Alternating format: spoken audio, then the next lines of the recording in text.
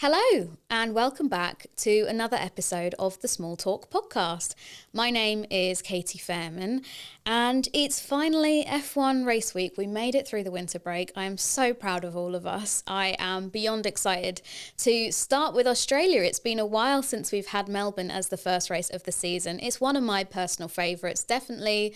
I think has to be maybe even top of the bucket list. But I'm talking through some of the F1 news, the Cadillac news that's come out, and as well as every other F1 podcast on the internet, it seems, I'm going to be doing some predictions for the 2025 season. So stay tuned and let's get straight into things. Right, so firstly, I want to address all of the love that you guys have shown me for the new studio and for putting the podcast on YouTube. It has been so wholesome reading through all of your comments. Some of you haven't seen my face or heard from me since my last motorsport venture, so welcome. It's so great to have you, and hopefully you enjoy the Small Talk podcast. Make sure you're subscribed both on audio and YouTube if you haven't already, and let's join me for the ride. It's great fun. Now, one thing I also want to talk about with the whole new season and exciting stuff going around is that I have a new project this year, as well as obviously doing the Small Talk podcast. I am going to be working with Mercedes this year, which is super exciting, the F1 team. And they have brought me on as a special contributor of sorts. And so I am going to be working with them across every single race weekend, talking to fans from every single country we race in, which is 24. That's a lot of people I've got to find. And they are going to tell me why they think that their local Grand Prix is the best on the calendar. So I don't know if the time of this going out, whenever this may be, if the Melbourne one is available, but yeah, I will be posting about it on my socials, so make sure you don't miss it. But if you were listening and you are from somewhere that's obviously not like the UK, but whether you're Bahrain, whether you are Barcelona, wherever you may be in the world, and you are a Mercedes fan specifically, or just an F1 fan that really, really loves their local Grand Prix, get in touch with me. Find me on social media, email me. All the links will be down below. I would love to hear from you, love to speak with you. But yeah, I'm so excited about that. And actually, I think I've maybe spoken about this on the podcast before. But before I decided to kind of chase being a motorsport journalist and go down that avenue, I was just a normal motorsport fan like the rest of you. So I was quite a big Mercedes fan. I have no shame in admitting that. I was a huge Nico Rosberg lover, and of course Michael Schumacher, and then obviously when Lewis joined as well. But I went back and I found a tweet that I had done back in 2013, which I don't know if you listening or watching believe much in manifestation. I know some of you will hear that and roll your eyes, and that's totally fine. But I quite like the idea of, wishing for things and the universe hearing it and making it come true. And back in 2013, I said, they don't know it yet, but I will work for Mercedes F1 team when I'm older. I just feel it. And I feel like that's just so nice. And really, I want people to take away from this that you've got to chase your dream, guys. You've got to really go for it. There was also another tweet that I did around the same kind of time, which is where I said, maybe I could be a journalist or publicist for Mercedes. So, putting these ideas out there, I don't even want to try and figure out how old I would have been then. That was 12 years ago, so it would have been 15, 16. I know I look way younger, but I think that that's a really nice kind of full circle moment for me. So yeah, if you want to be a part of that, then let me know. Okay, on to the stuff that you guys are listening to this podcast for, talking through F1 news. Don't worry, it's not just the me show. Let's talk about the Cadillac news then, because since the last episode, Cadillac have confirmed, and F1 and the FIA have confirmed that they are going to be making their way onto the grid officially for 2026. We're going to have 11 Formula One teams. I'll be honest, there were several points over the last few years where I thought this wasn't going to be the case. Obviously, all the situation with Andretti and kind of the mess that came through that. But I'm really pleased to see that Cadillacs and General Motors are working together, and they've had this all approved. So It's a really great thing, and I know that F1 teams were not as keen to have another kind of new kid on the block, because at the end of the day that could result in less prize money, that could rely on less sponsors that maybe, you know, might be linked up with, let's say, Williams, and they go, actually, we don't want to be sponsors of you, we want to go to the new team, the exciting Cadillac team. So I feel like there was a lot of apprehension and nervousness, but I'm glad that for us F1 fans, we're going to see more drivers, more teams, more jobs as well. It's going to make for people behind the scenes. Obviously, it's not just going to be 2 new drivers and a team principal, going to be all thousands of people that are going to be hired to be a part of this exciting project. So a really good piece of F1 news, which is nice. And what we know about Cadillac so far is we know that they have done a deal with Ferrari to use their power units and gearboxes next season. I think the plan is to try and make everything in-house and make it a works team. But for now, I feel like Ferrari are a really good, reliable engine supplier. It's very similar to how Haas came into Formula One, which was the last new team that we had, which was, oh my gosh, way back when. So Ferrari obviously very generous and happy to lease out their power units and gearboxes. It's going to be an all-American team backed by General Motors, as I mentioned, and TWG Motorsports.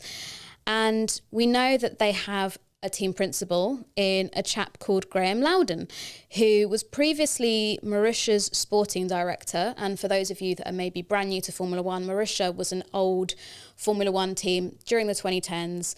Lots of people that you know and love have come through that program and that team. So Graham Loudon is somebody who has been involved in the sport for a really long time. He is also the manager of Guan Yu Zhou, which could prove to be an interesting piece of information. I'm sure that he's not just going to go for like straight plain favoritism and be like, well, I'm the manager of Guan Yu Zhou and I'm also conveniently team principal of Cadillac, so I'm just going to put him in that seat. I'm sure that there are other people that are going to want to have a say in that, but something to think about. And if you want a really rogue piece of general knowledge on Graham Loudon, because of course that's what you listen to the podcast for, is me, you know, documenting and keeping all these stupid bits of trivia for a rainy day. Graham Loudon is an incredible drawer, and bet you weren't expecting me to say that, were you? Ages ago, like nearly 10 years ago, I was part of a project that helped get signatures from Formula One drivers for a charity auction. And the idea was that the drivers would submit a photograph that they had taken. Don't know whether or not that was the actual case or whether, like, how it got sorted, but I just had to get signatures from drivers. That was literally my job. Like, what a drop. Like, first time in the F1 paddock. It's a story we can go into another day, guys. But Graham Loudon didn't actually submit any photographs. He would do drawings, and there's an incredible picture. I'll see if I can find it, and we can, if you're watching on YouTube, insert it over this maybe. Producer Paul's thinking, not another job for me to do. Yeah, but he drew this incredible picture of Ayrton Senna, and yeah, he's such a talent and a really nice guy. So I'm excited to see how he gets on at team principal at Cadillac. But let's then talk about who could race there, because that's kind of the other big question, the other elephant in the room. And obviously we mentioned Guan Yu Zhou. I don't know how well that would necessarily fit. I think that Zhou, obviously he's got his commitments with Ferrari at the moment, and Ferrari are going to be providing the power unit and the gearbox, so maybe there's a natural link in addition to the Graham Loudon being his manager. But I just can't see him within the kind of all-American dream team that they've got going on there. Happy to be proved wrong. Perhaps they want a experienced pair of hands.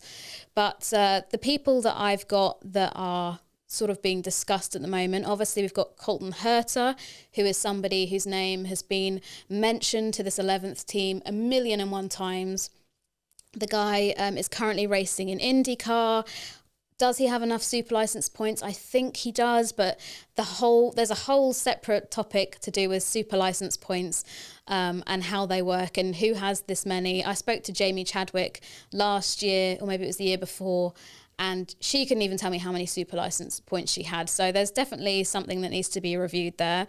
But if he does have enough super license points, I feel like he's going to be quite a tempting prospect. We've also got Alexander Rossi, whose name I've put down, and that is because, number one, he's American. Number two, he's also an IndyCar and a successful racing driver in his own right. But Graham Loudon also was the sporting director at Marussia when Rossi was there. So they already, once again, have that connection. Other options are Valtteri Bottas. Obviously, he's now doing reserve driver duties with Mercedes this season. But he is a proven race winner. He's got a lot of character, something that I'm sure Cadillac will kind of want to come into F1 and really make an impact instead of kind of just hiding in the shadows.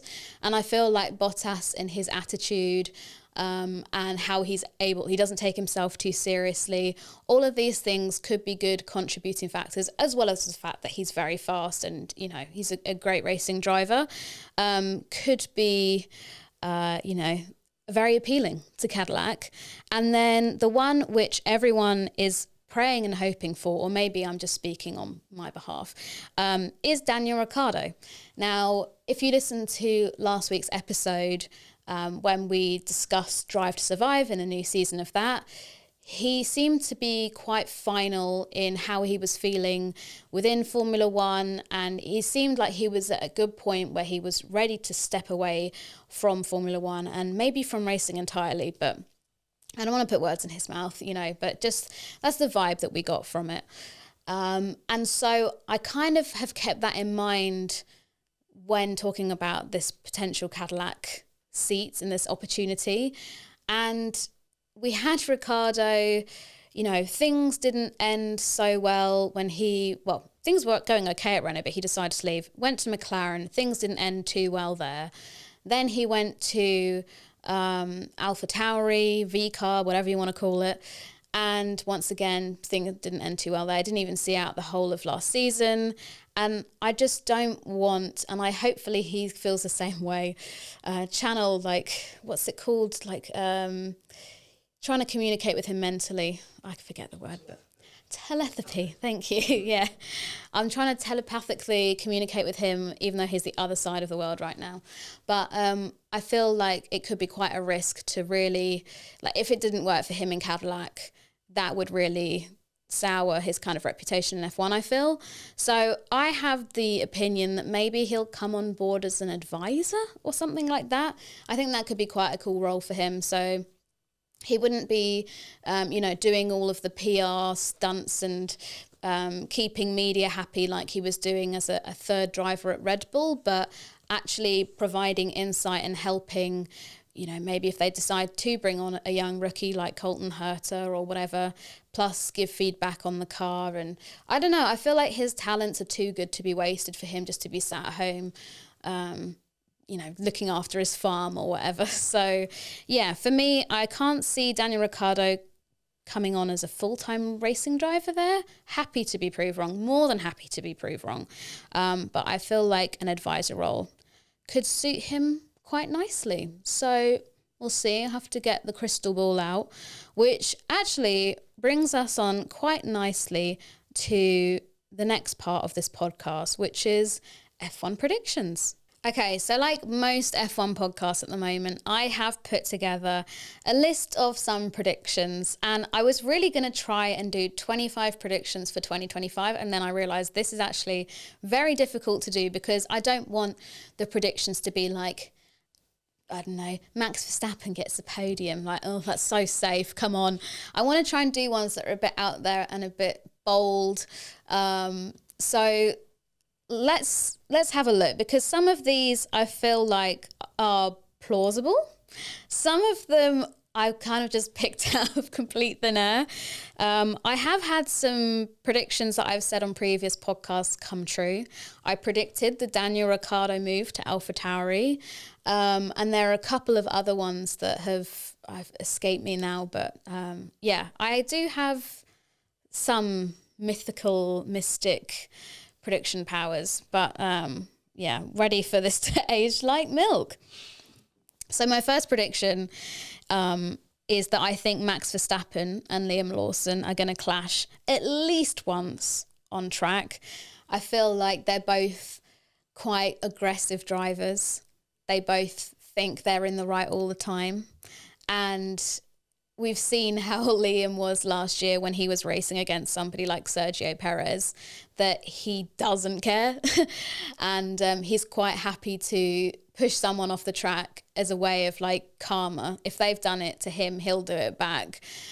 So yeah, I feel like things could get a little bit spicy. I'm sure he's going to be a little sensible because obviously he's at the Red Bull team. They have a real reputation for kicking people out mid-season or whatever point in the season if things aren't working out. And obviously if Max voices his concerns and says, look, this guy is an absolute a-hole, get rid. They're probably going to listen to Max as their 4-time world champion. But I don't know. I feel like maybe it will be a slight misunderstanding or something like that. A bit like we had with Ricardo. What is it with Ricardo? We need to get like a Ricardo-o-meter. I'm mentioning him all the time in this podcast today.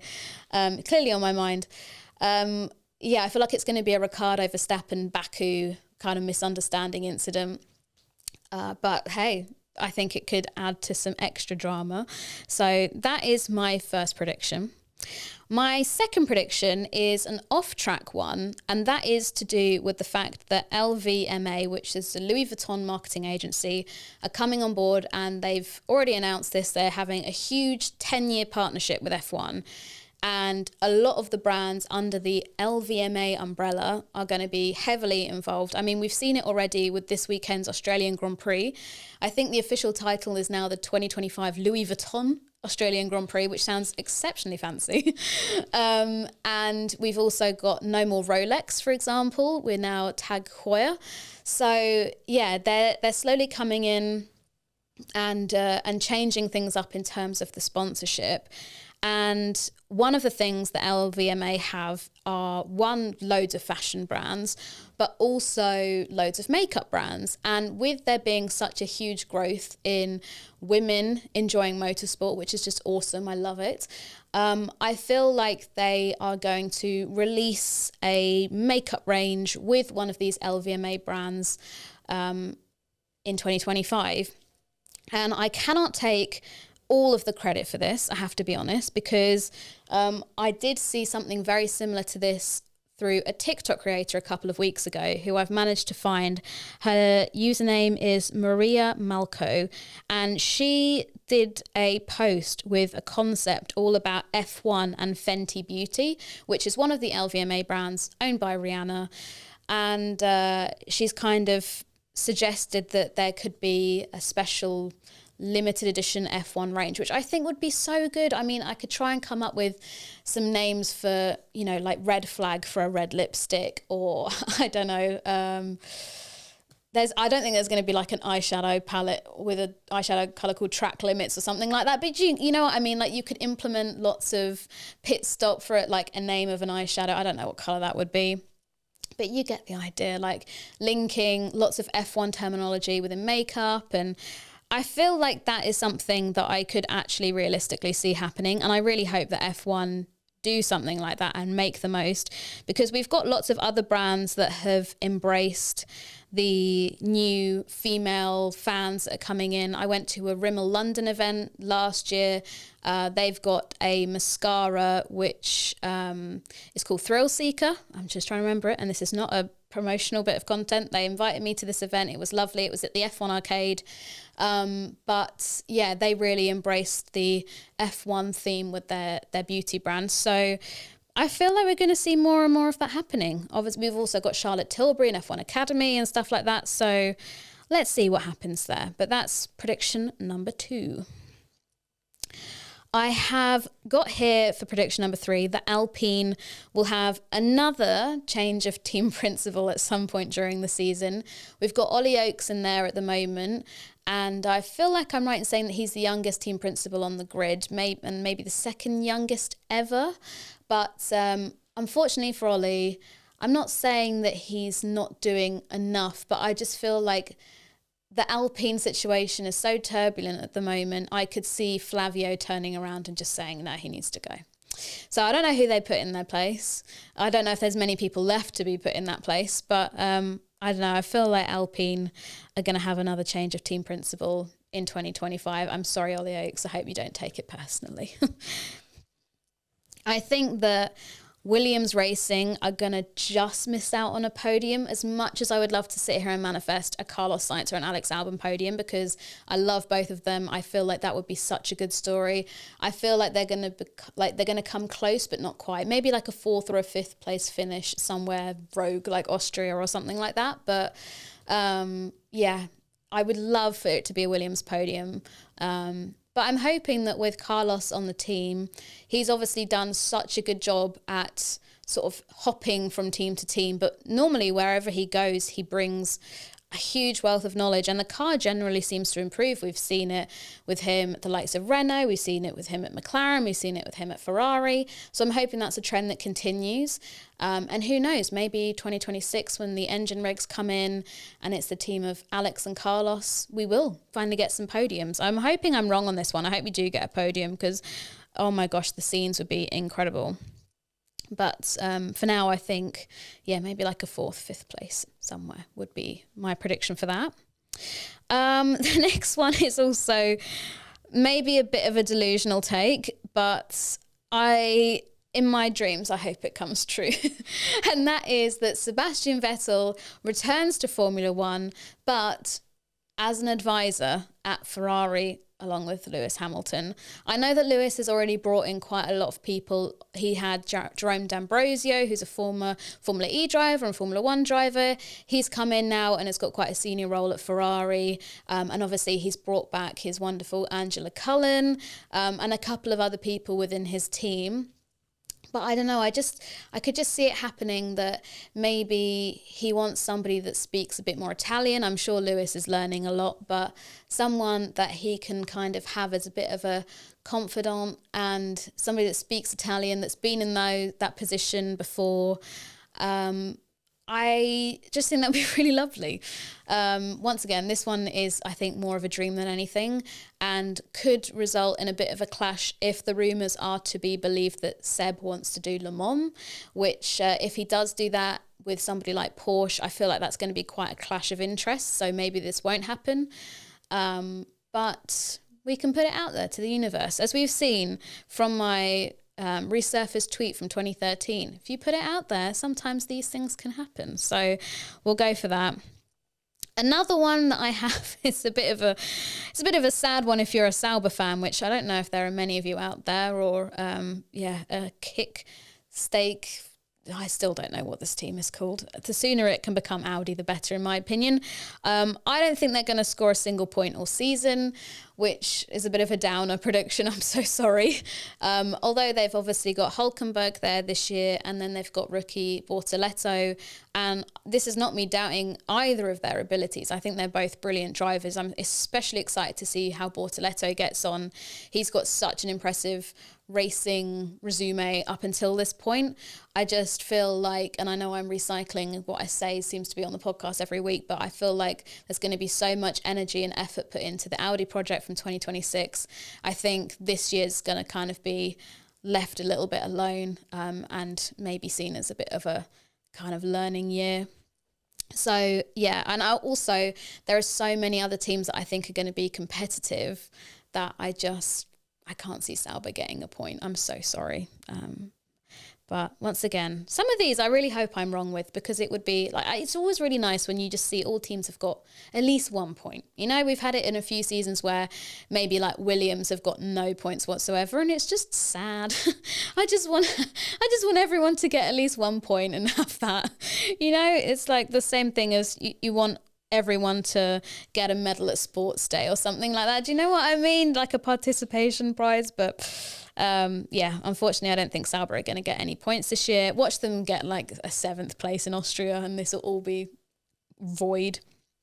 The next one is one that involves Max Verstappen and this FIA swearing ban that is coming into effect, allegedly. Well, it's what's in the rule book for the 2025 season. And I feel like Max is going to really push his luck with this FIA swearing ban. I'm not saying that he doesn't care enough and will just, swear at every opportunity he gets. But I just feel like from the characteristics that we've seen from him in his time in F1, I feel like maybe an F word or something like that will accidentally slip out in a press conference, and he'll kind of just be like, what are they going to do? Get rid of me for a race? Ban me? Okay, do it then. I think he's going to kind of challenge it and push it quite a lot to see if they actually will ban him for a race, or, how far it goes. I know that he's expecting a daughter, I think it is, at some point in the season. So perhaps he could actually do it within the time scale that he's got a race ban for when his daughter's due. Who knows? That might be a potential strategy to do. And I feel like there's quite a few drivers on the grid that are happy to kind of, push the FIA and see how far they will actually go. Lewis Hamilton, I think, is a good example when they were going on about him and his jewellery and his nose ring and everything like that, or his nose piercings. And he was like, well, I'm not taking them out. And then he showed up to the press conference with like 3 watches on and like 20 necklaces and earrings and all the jewellery he could find to really make a statement. I feel like Max is kind of got that similar mindset. So we'll see. I'll be interested to know in the comments, or let me know on social if you think that Max or any other driver will get a race ban this year based on the swearing situation, or whether you think the FIA are going to kind of have to like back down. I'm not suggesting that they all group together as the GPDA and make a pact that in every press conference they're going to swear, or on the team radio they're going to swear, because what are they going to do if like during a race weekend, this is just a hypothetical, but you've got like 18 of the 20 drivers have all said and done stuff and got themselves up to a level where they're risking a race ban. Like, genuinely, what are the FIA going to do about that, apart from just give them a smack on the wrist? So we will see, but it's certainly going to be an interesting thing to follow along, I think, in 2025. My next prediction is to do with Mr. Yuki Tsunoda, and I think that he's going to get a top 3 finish this year. Don't ask me why. I just get the feeling. We've had it in previous seasons, like the year before the regulations change, that we have like one of the most competitive seasons ever. And something about Yuki, he's really come on leaps and bounds, obviously, since he first started in F1. He's showing so much more maturity, so much more skill behind the wheel. I'm still a little sour at the fact that he hasn't received that Red Bull promotion. I really don't know what's going on there. There must be some massive big reason as to why he wasn't even like suggested for the promotion, and even like that was referenced in Drive to Survive, that he wasn't going to be one of the guys. It was going to be kind of Liam or Daniel, but we saw him do an incredible job in qualifying in Sao Paulo last year, I think it was, where he got a top 3 quali result. And yeah, I don't know, I just feel like maybe that will translate to a top 3 race result. That's what we can hope and pray for in 2025. Next one, I don't know if this is a crazy prediction or not. I feel like most people have kind of just assumed this is going to happen, and that is that Hamilton will win a race this year with Ferrari. Don't ask me to pick which circuit it's going to be, because that would just be another level, but yeah, obviously they seem pretty competitive this year, from what we've seen in testing, and we know that Lewis is one of the all-time greats, and I have no doubt that he'll be able to adapt himself to the Ferrari machinery and hopefully, like I say, win a race this year. Lots of people are putting him down to win the championship. I don't know if I'd go that far. I still think that Max is going to win the championship this year, which I don't think is a particularly bold take. But then I've seen other people say that they think Lando's got it in the bag. But for me, I don't know if Lando's quite ready yet. I think we saw quite a few mistakes from him last year.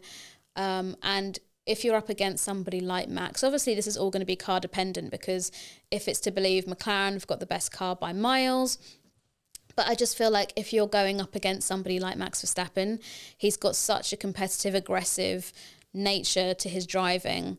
I feel like his skill level cannot be underestimated. Max is not afraid to push you off the track, as we've seen countless times over the last few seasons. And I don't know. I just don't know if I can see that kind of grit in Lando just yet. I'm not saying that it's never going to appear, but for me, Max is still my prediction for the World Championship, but we'll wait and see. Back to more FIA stuff. I do not think that Mohammed Ben Sulayem will end the year as FIA president.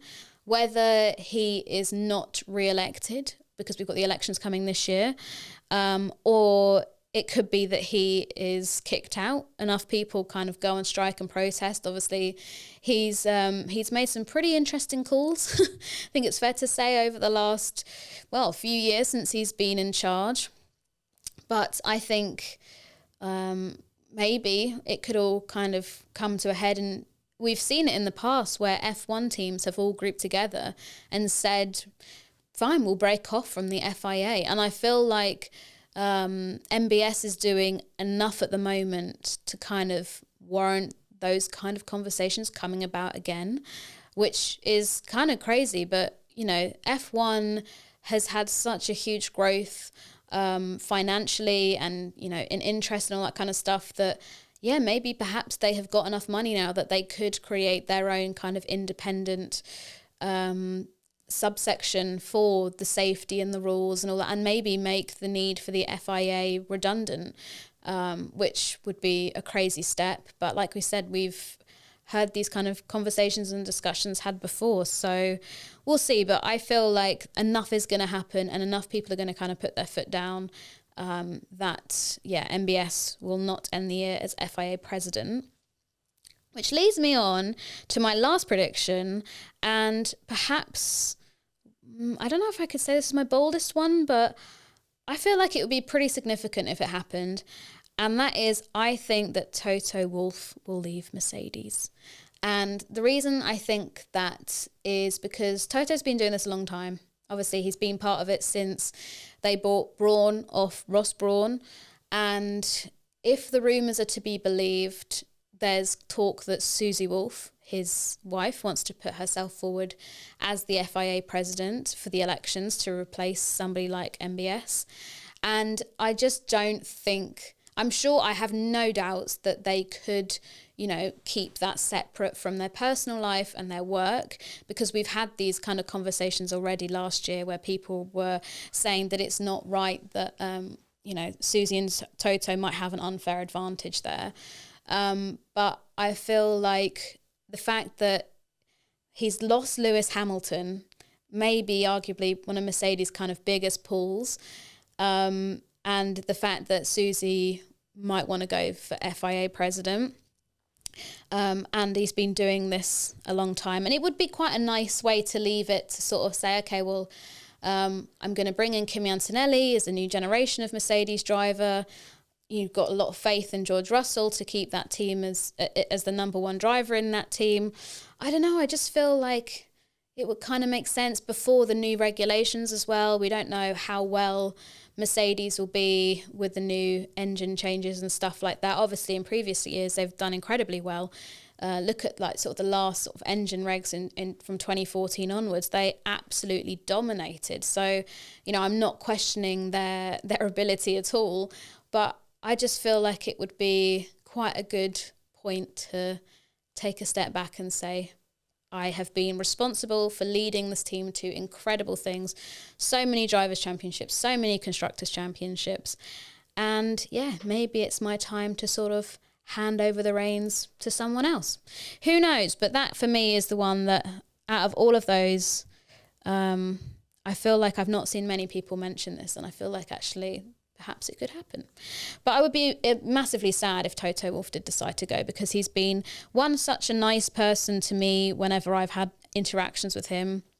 He's remembered me and asked how things are, and I've had conversations and stuff like that with him, which has been really nice. But he's been such a good addition to F1 as a whole. I'm talking as if like it's a done deal. He could be in F1 until 2040, and I think that he'd still hold his own. But we will wait and see.